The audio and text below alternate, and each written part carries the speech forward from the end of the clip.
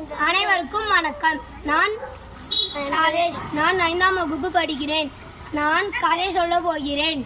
ஒரு ஊர்ல சோமும் ராமுன்னு 2 பேர் இருந்தாங்களாம்.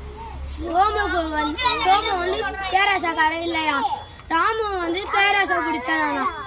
ஒரு நாள் அவங்க 2 பேரே ஏழைங்களாம்.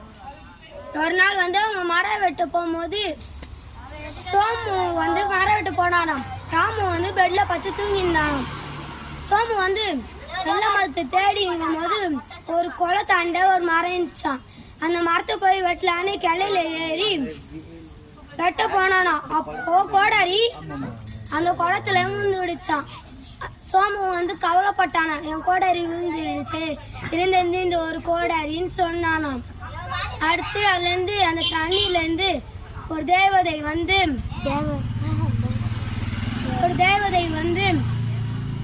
தங்க கோடாரி எடுத்துன்னு வந்தாங்களாம். சுவாமி கிட்ட வந்து இதுவும் கோடாரியா கேட்டாங்களா. தங்க கோடாரிய எந்த இது இல்லை. அடுத்து வெள்ளி கோடாரி எடுத்துன்னு வந்து காமிச்சாங்களா அந்த தேவதை. இதுவும் எந்த இல்லை, உன் கோடாரி எப்படி இருக்கும்னு அந்த தேவதை கேட்டாங்க. என் கோடாரி மரத்தால செஞ்சுருக்கோம் சொன்னானாம். சோமு வந்து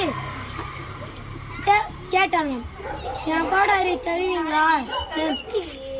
அந்த தேவனை வந்து திரும்ப தண்ணி உள்ளே போய் 3 கோடாரி எடுத்துன்னு வந்து சோமுக்கு தந்தாங்க. சோமும் சந்தோஷமா வீட்டுக்கு போனானா. அதை ராமு பார்த்துட்டு என்ன பண்ணானா, நம்மளும் இந்த மாதிரி பண்ணணும். அதே மாதிரி அந்த குளத்துக்கும் போனானாம். வேணும்னே அந்த தண்ணியில கோடாரியா போட்டானாம். தேவனை வந்து கேட்டாங்களே, தங்க கோடாரி எடுத்துன்னு வந்து இதுவும் கோடாரியா. ஆமா, இது என் கோடாரி தான், தங்க கோடாரி அப்படின்னு சொன்னான் ராமு. அடுத்து அந்த தேவதை வந்து திரும்ப தண்ணிக்குள்ளேயே போயிட்டாங்களாம். இதுல இருந்து என்ன தெரியுதுன்னா, நம்ம பேராசைப்படக்கூடாது. நன்றி, வணக்கம்.